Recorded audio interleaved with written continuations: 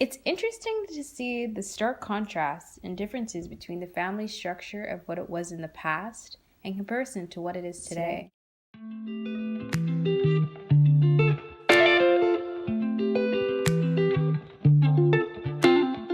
It's 2118. Bots and AI fulfill those roles that would have primarily been comprised of by other human counterparts. And the 6 family functions from some 100 years ago are now seen as far from the norm. Due to the progression of technology, what would have been deemed as normal roles have pretty much perished. Now, the primary family structure of this time is multi-generational families. This is as a result of the fact that the lifespan has expanded. Now individuals are able to live up to 200. That being said, women are having children later. Also, as a result of technology, women no longer have to feel like they are at high risk for having kids over the age of 50.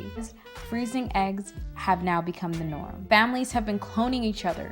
And as a result of the progression of cloning, celebrities, children can be cloned, as well as yourself. This technology is really good as family members are able to clone dying family members. Families that might have lost a kid at a very young age can now clone their deceased child. Robots, as well as AI, serve as normal stuff to have within the home, as they serve as the caregivers and nourishers for young individuals. They can be used as caregivers since they are trained to fulfill the roles that they do. They're pretty much seen as the ideal forms to be caregivers for family members. The robots are more compassionate and wiser than people, and elders are now used to gain wiseness. Post-cryonic families are now seen as the norm, as individuals now freeze their deceased loved ones or freeze their loved ones who are currently going through a chronic illness for as long as they want and into the future, because as technology progresses and Medicare progresses, they will be able to come to a cure for the illness or disease that they are going through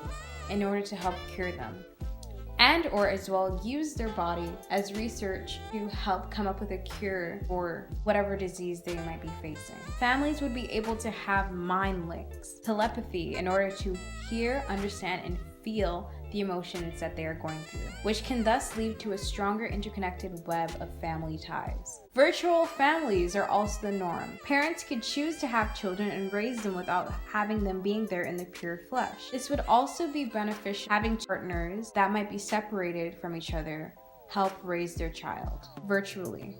But that being said, this only comprises of a small population of the majority of people. There is a profound delusion of the traditionalistic family form. Married people deciding to live together are pretty much a thing of the past. Families are now choosing to have kids and pretty much throwing them out on their own after the age of 12, as they use bots in order to raise them. There is a profound decline and decrease of what would have been considered the traditionalistic family views from over 100 years ago. For the family forms that do exist, mostly they are one-parent homes, as well as extended and childless families. The 7 functions of the family that were viewed as normal over 100 years ago are no longer prevalent in this modern day society.